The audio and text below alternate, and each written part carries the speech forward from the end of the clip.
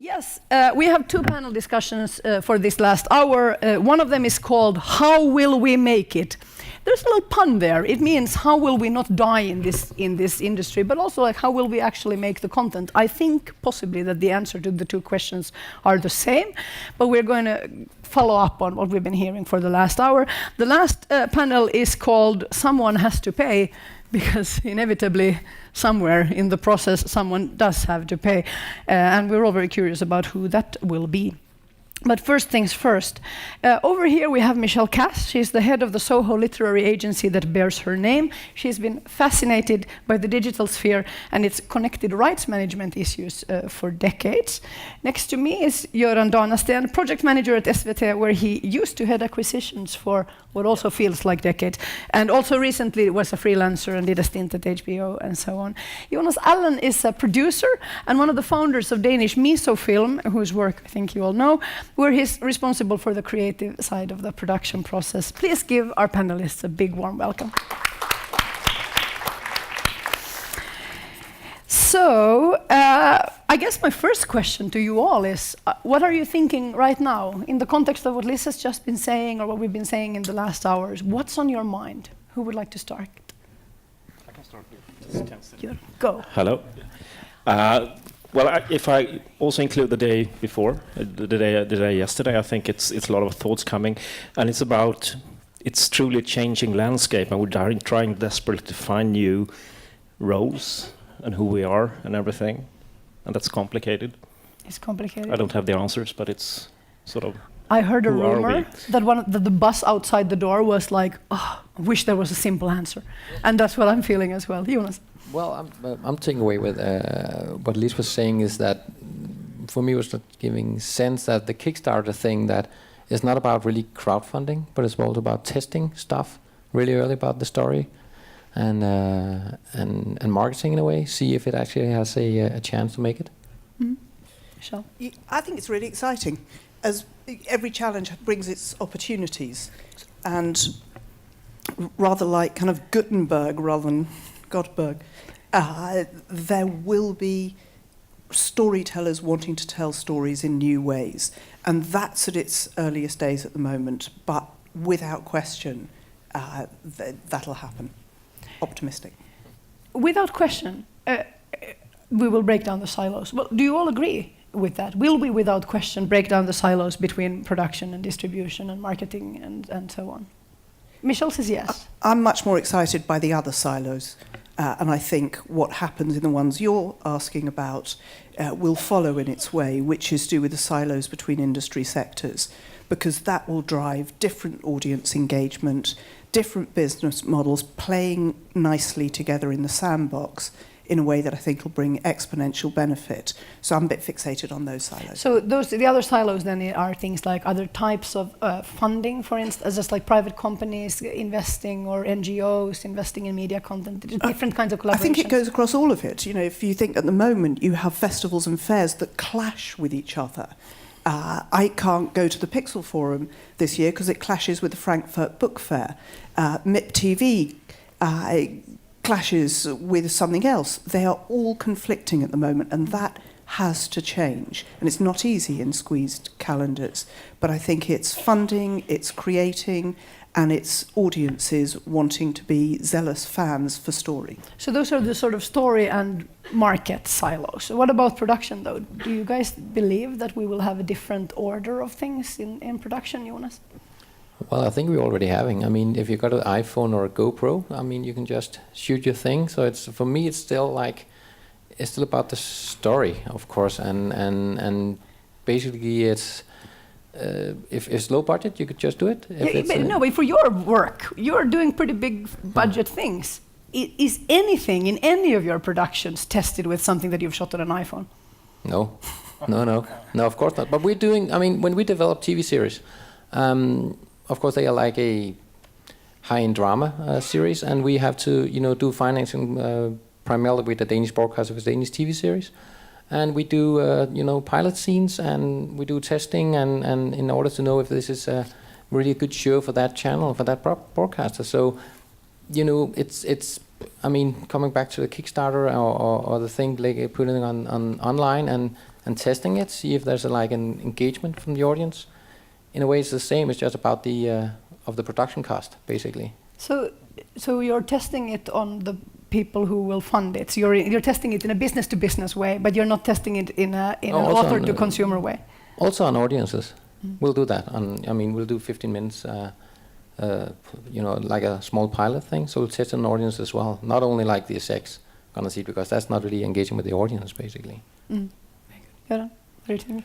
Yeah, I'm thinking about, I'm being sort of the public service guy here, this typical traditional person perspective. And I've been thinking, because when I say who are we, I guess I thought about it the other day, that what have we been representing that has made us unique in this context of producing and airing drama? It's 5 factors. Let's see if I remember them.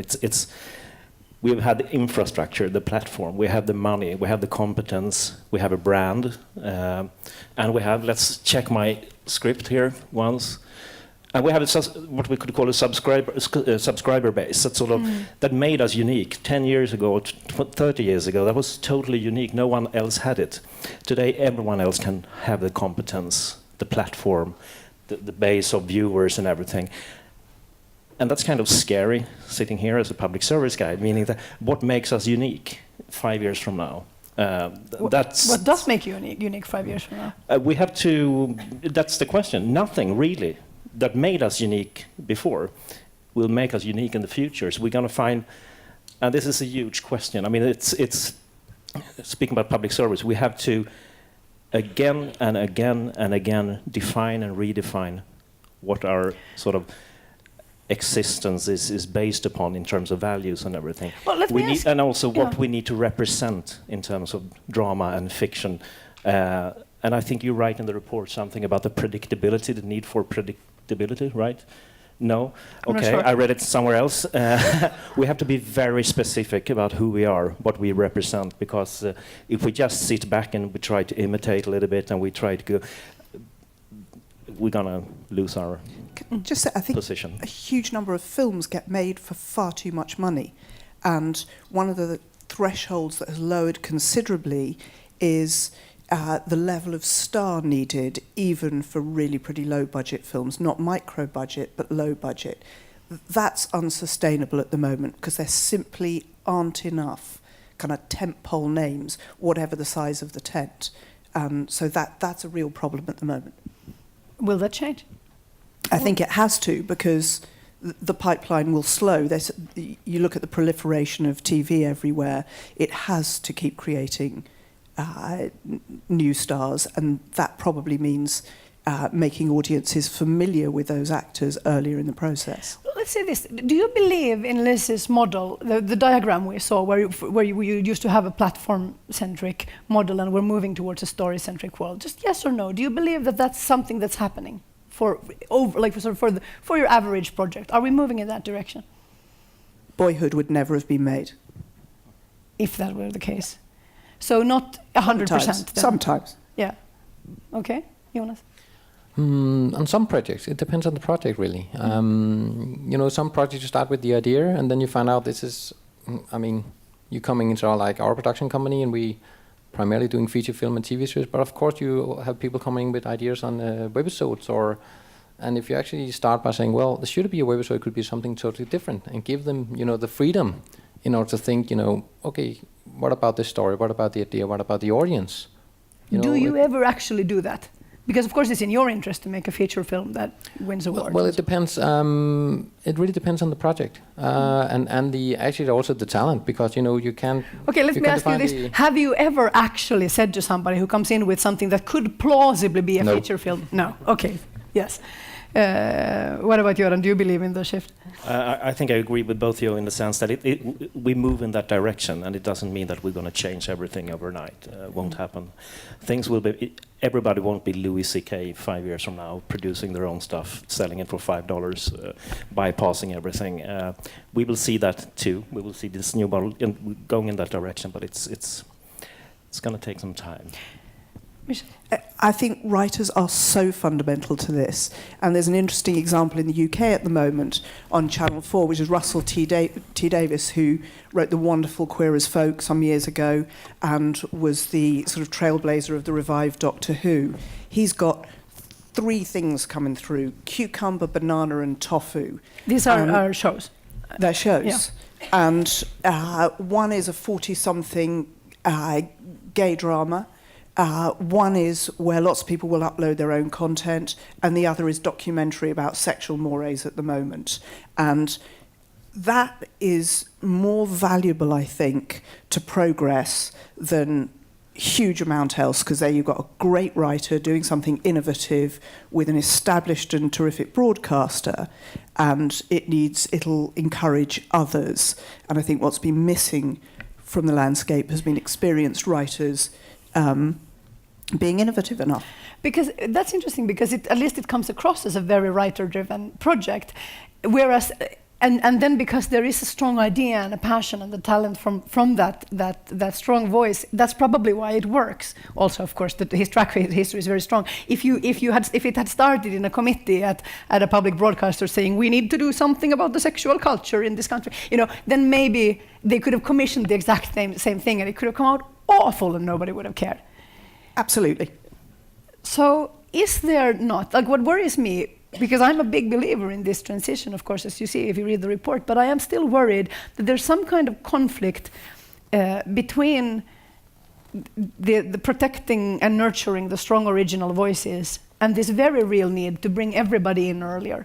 So there's some kind of stage that's probably sometimes even the idea stage if it's high concept thing, or the script stage, where the distributors kind of do have to come in and say, okay, how are we gonna, what platforms do we believe in? What model do we believe in this? And if the distributor doesn't have that competence, then maybe we don't even need, what is their job? And at the same time, everybody, yesterday at dinner I was talking to somebody about post-production, and he said, yes, of course we should be in on the script stage, but we don't actually have the infrastructure. It's nobody's job at our company to read scripts.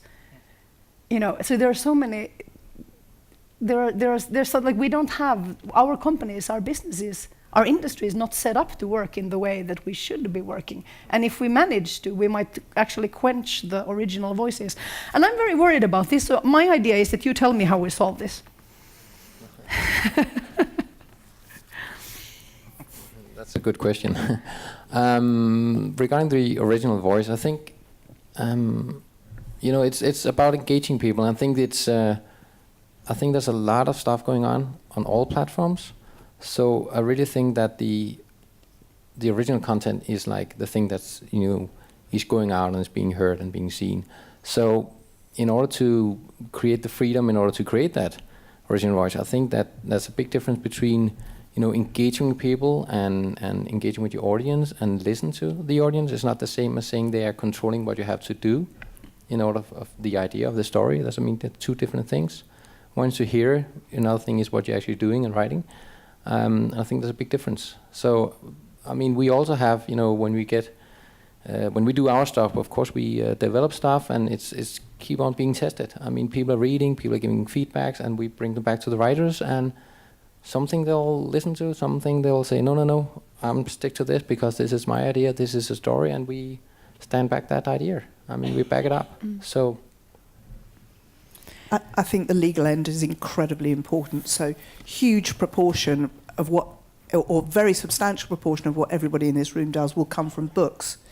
But right back at the beginning, what are the contracts for the rights in a book or an original idea or whatever? How does it meld with all those different sectors? How do you prevent waste and encourage opportunity? And at the moment, there are too many legal models that go, it's mine. And so you have turnaround clauses, but that needs to be much more sophisticated to allow things to be exploited also as fan bases grow. Yeah, thinking about original voices and sort of the constant, very healthy fear about, are we nurturing the talent or are we taking enough risks and everything?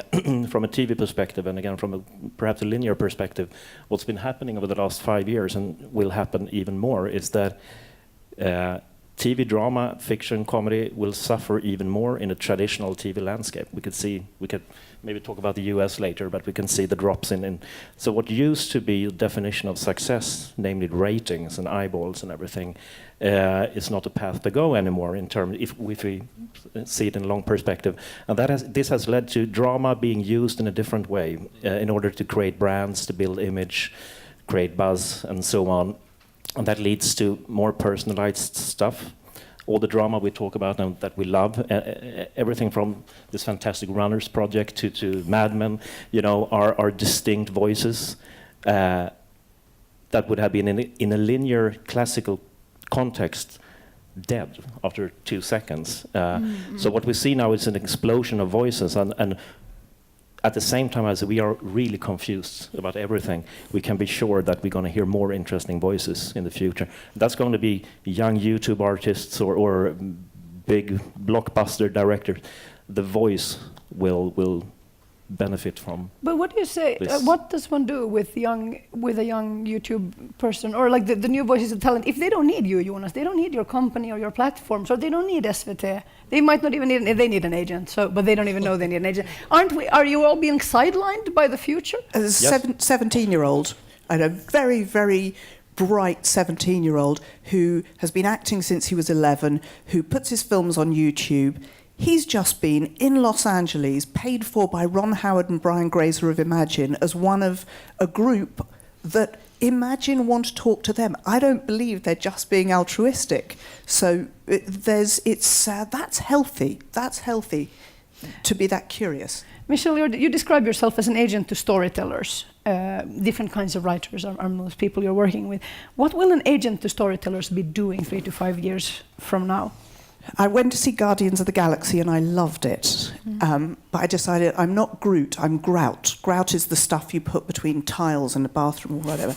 And there's a real lack of Grout everywhere for marketing, for legal, for optimization of ideas. And I do believe that agents and producers should be doing a lot more of that. I set up the agency 25 years ago, and it was completely counterintuitive to look after a mixture of authors, directors, and screenwriters. But, oh boy, is it fun now. It took a while. But I've forgotten the beginning of it. Yeah, I think those linking bits. It's about what bits, you're doing. Who liaises? So there's a film in production from one of my lot at the moment. He wrote the novel, he wrote the screenplay. It's a big film production, but all that has to be done between the international publishers, the film producers, to record process that can be used later to engage very widely varying audiences, all for the same story. I think there's a real absence of people in the middle.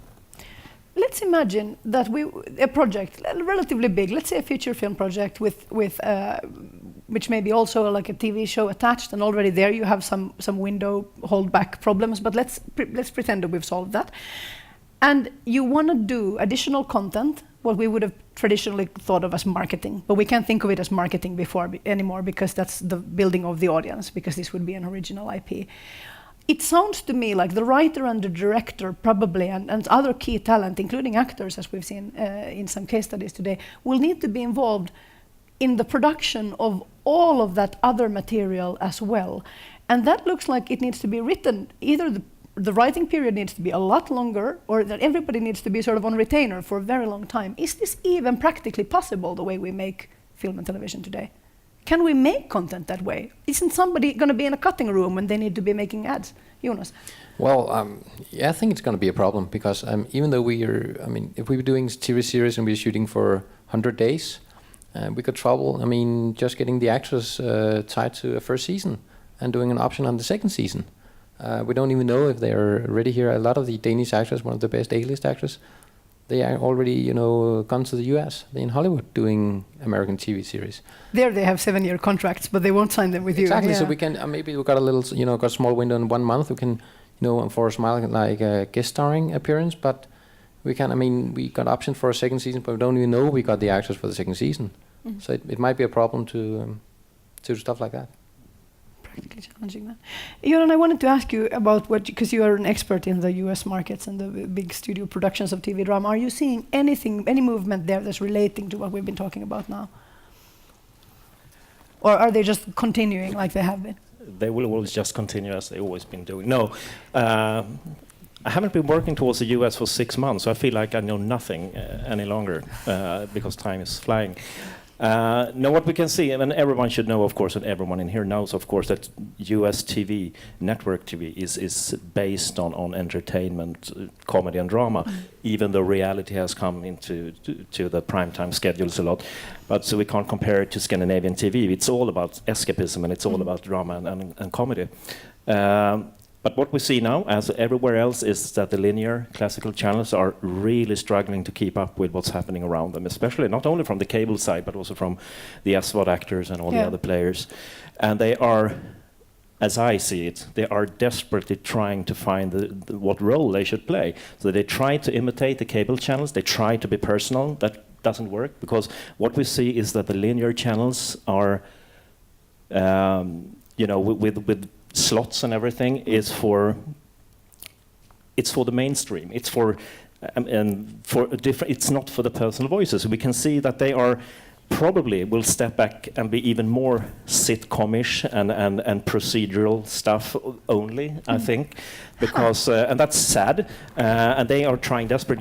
They dig into all the Marvel universe and everything. But we're going to see at the same time, US is fantastic right now. However, perhaps not CBS, NBC, Fox, Warner. That's really interesting. What's going to be the personal voice of the mainstream? And you can think about that in your life. I would say in Sweden, we have the voice of the mainstream. She's called Carola Häggkvist. So there's some kind of, but I mean, there are these kind of profiles. I'm going to let the audience in. This always creates a moment of panic in Scandinavia, but I've been hearing whispering. Either some of you are taking calls or you have opinions. So what we're going to do is you're going to raise a hand if you have something on your mind. Could be a question, could be a comment. If it's a comment, it's going to be no longer than 1 minute. Because then, and also ideally it can have it doesn't even have to have a question mark at the end. But if it doesn't have a question mark at the end, it needs to be brief. What are you thinking now? Is somebody angry? Does somebody think this is all, I don't want to say an ugly word on the internet. somebody thinking now, this is crap. I don't want this to happen. It's not going to happen. While they're thinking about it, can I just say something in response to what Goran said, which is, I'm not sure I agree with you. I was so pessimistic about what Amazon would do. And you look at Transparent or Hand of God, which is the Mark Forster pilot. First of all, they get an astonishing budget, and the quality is incredible. And I realise you're saying it about the linear channels, but CW, where there are interesting things coming up, I think they're all terrified. And for once, I think it's going to drive more towards originality. Yeah, I disagree. Yes, somebody said in the audience. I have to say, I agree. I said yesterday, I think Amazon, the last 12 months, has been the best sort of network, producing the best stuff. Who would have believed that? Is it really true that nobody here has anything on their mind? We can't see you, so we don't think you're there anyway. No. I've never seen the like. Is it okay? Then we need to do some kind of. I need to get some kind of feel for the room, and it's so light here. Who is feeling that this is all a little bit inspiring or very inspiring? Put your hand up. Yeah. So that's like maybe slightly over half. Who is feeling, and you can vote on several options, who is feeling that this is all a little bit panicky and it makes you feel a little bit choked? A bunch of people, fewer, but some hands are held up very, very clearly. Okay. Whose mind is going like trying to figure out how to change their own processes right now? Yeah, a bunch of hands. No, but that could be good. It's not confusion. He's confused. Yeah. I'm always confused. Okay, no, but that's very interesting. Maybe we're okay. Now that we've come clean to each other, a lot of us are confused, and maybe, is somebody angry? Angry? Yeah. Does somebody feel that the audience should just fucking get with the program and watch our stuff? Nobody dares to say, but everybody laughs. I don't know how to measure that. Can I throw in one more question? Do. Which is for the producers here, and I don't know what proportion that is. I'd love to know who feels like they are legally or like they're knowledgeable enough in rights terms for dealing with the Okay, this changing is right. Let's do landscape? this. First, every producer in the room, raise a hand. If you are a producer in some manner, raise it well so we can see you. Now, if you feel that you're totally knowledgeable about the rights stuff relating to different platforms, put your hand down.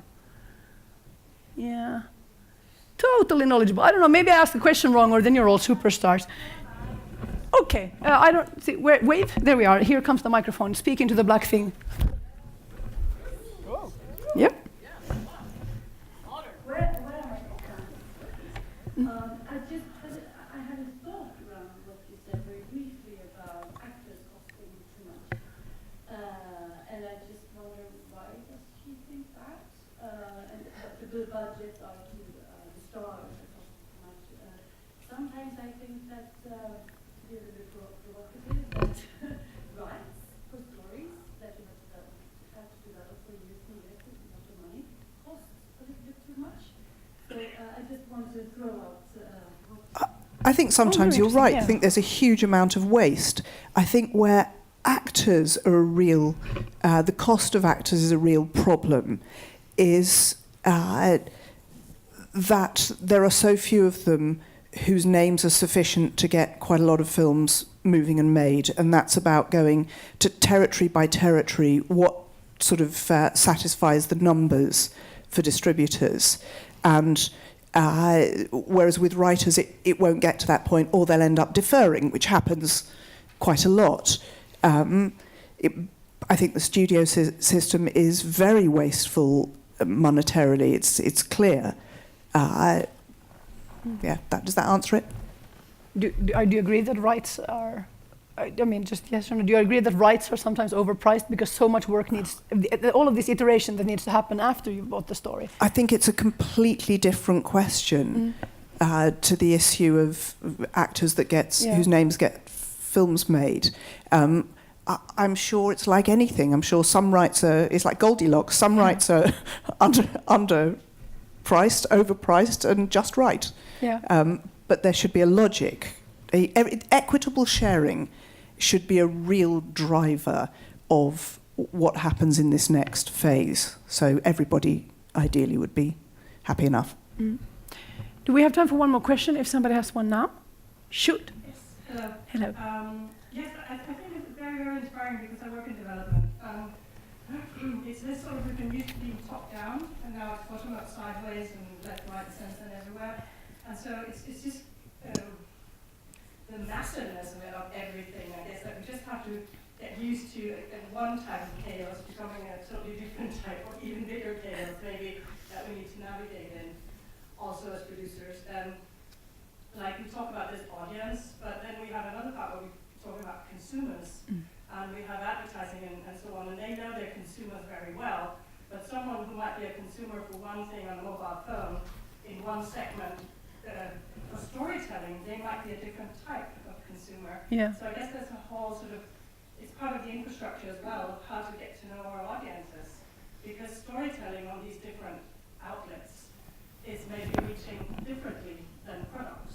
And we don't have a lot of qualitative data, actually. Very few people. I mean, people are sitting down very carefully, long term, with their viewers, with audiences and consumers.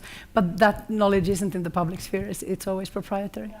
We're developing a new term called audience design within storytelling, and so it's part marketing, but it's partly cross media, and it's partly something new that we don't even really know yet. But it's sort of slowly working towards trying to find audiences and working with the idea of, I'm doing an independent archive film, but who am I making it for? And why do I as an artist even want to bother with that? So Thank you.